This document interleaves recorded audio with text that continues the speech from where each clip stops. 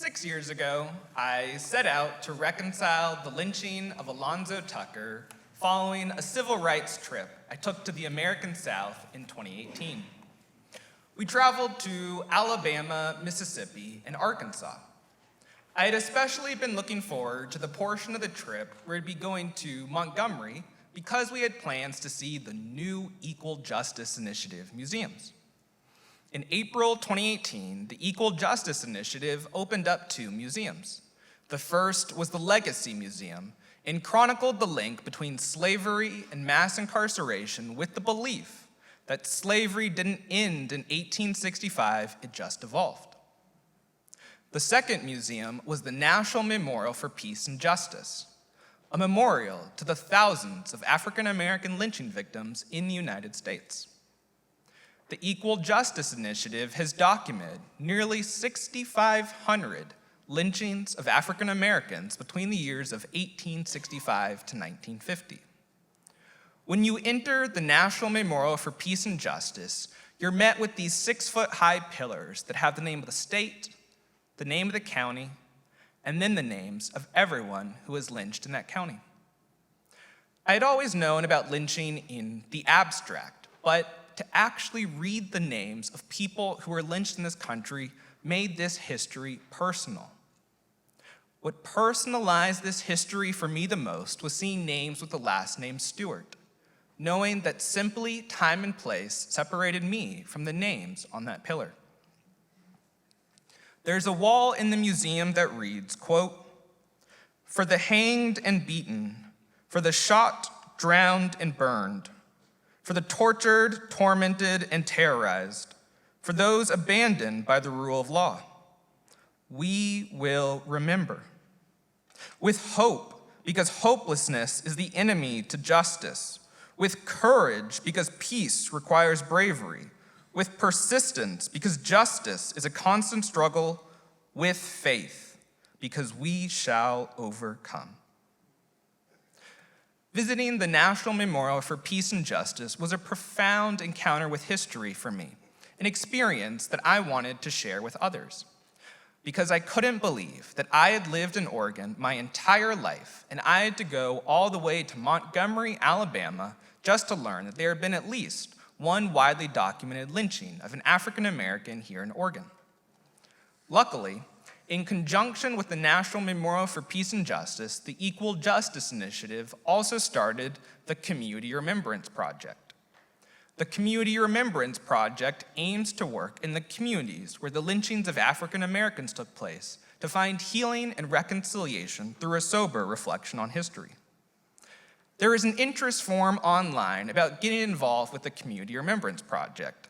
And I would love to say that after this profound experience, my immediate reaction was, yes, sign me up. How can I help? But that wouldn't be true. In fact, I was too nervous to fill out the interest form. After all, I was a recent college grad with 0 relevant experience, and I ultimately figured to myself, who am I to really think that I could be of any help?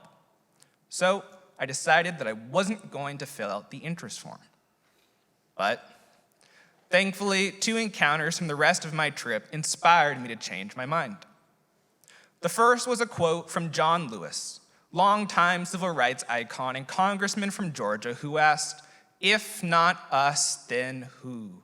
If not now, then when?" I don't remember where I was when I first read that quote, but I remember getting that sinking feeling in my stomach where I was like, are you talking to me? I'm like, I don't really like this feeling, but I'll think about it, John. The second encounter was the Mississippi Civil Rights Museum, where they just focused on Mississippi history. So there was no Martin Luther King, Rosa Parks, Malcolm X, individuals who we kind of deify and are hard to relate to. Instead, the museum told the story of everyday Mississippians who did their part to pave the way for justice. And so, there at the Mississippi Civil Rights Museum is where I learned that you don't have to be an extraordinary person to do extraordinary things. And so, those 2 encounters gave me the courage to reach out to the Equal Justice Initiative and started me on the journey of a lifetime to reconcile the lynching of Alonzo Tucker, Oregon's most widely documented African-American victim of lynching. So for 3 years, I worked with the community of Coos Bay on a series of acts of remembrance. The first act was a soil collection ceremony near the spot of the lynching. The soil was collected from 3 different parts of the community, with each bit of soil representing part of Alonzo Tucker's story. The first bit was gathered from the mudflats of the local docks. After being accused of sexually assaulting a white woman, Alonzo Tucker was arrested and a mob formed with the intention of lynching him. In the midst of being transported away from the mob, Alonzo Tucker escaped and hid in the mudflats of the local docks. The soil also holds where Alonzo Tucker was eventually found the next morning, with the crucial detail being that he was discovered by 2 young boys, meaning that just like a Southern lynching, this Oregon lynching had become so communal that even children were involved in the hunt for Alonzo Tucker.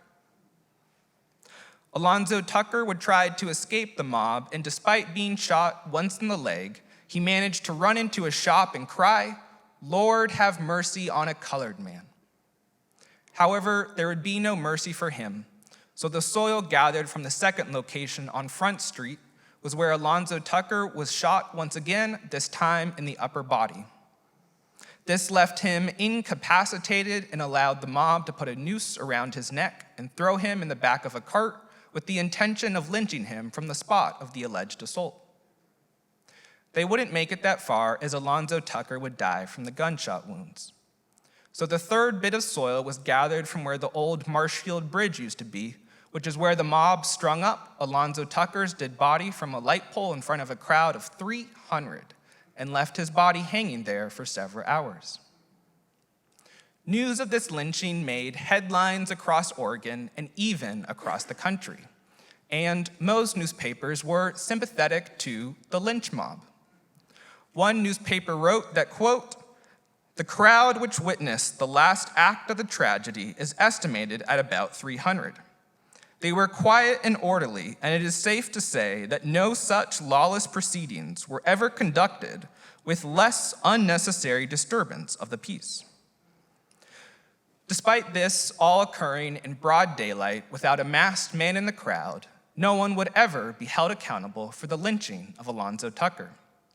Following this event, African Americans would flee the Coos Bay area over fears of future violence. In 1974, a Coos Bay World newspaper reporter interviewed 3 white men who were boys at the time of the 1902 lynching, and they provided eyewitness accounts. All 3 men believed Alonzo Tucker was lynched over a consensual relationship with the woman who accused him of assault.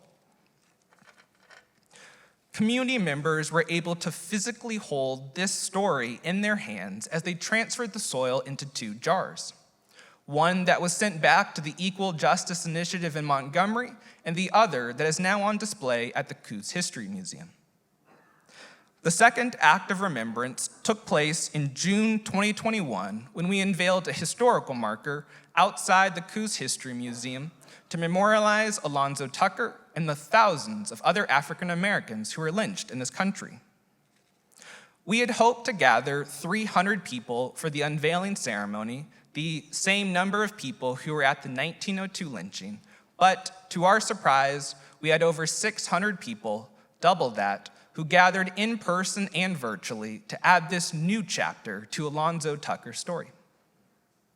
I tell people that there are 2 dates of significance on the Alonzo Tucker historical marker: 1902, when the lynching occurred, and 2021, when the historical marker was unveiled, and that we can't fully understand the story of Alonzo Tucker only focusing on the 1902 date, as his story now continues on into 2020 and 2021, when that same community where his lynching occurred used his memory as inspiration for becoming a community more committed to the ideals of truth, justice, and reconciliation.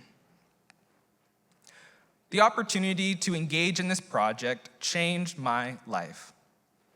And so, what simply began as an obscure personal side project has grown into how I hope to spend the rest of my life, helping individuals and communities with their own truth and reconciliation projects. Legacy is created by the stories we tell, and Alonzo Tucker's story is far from over.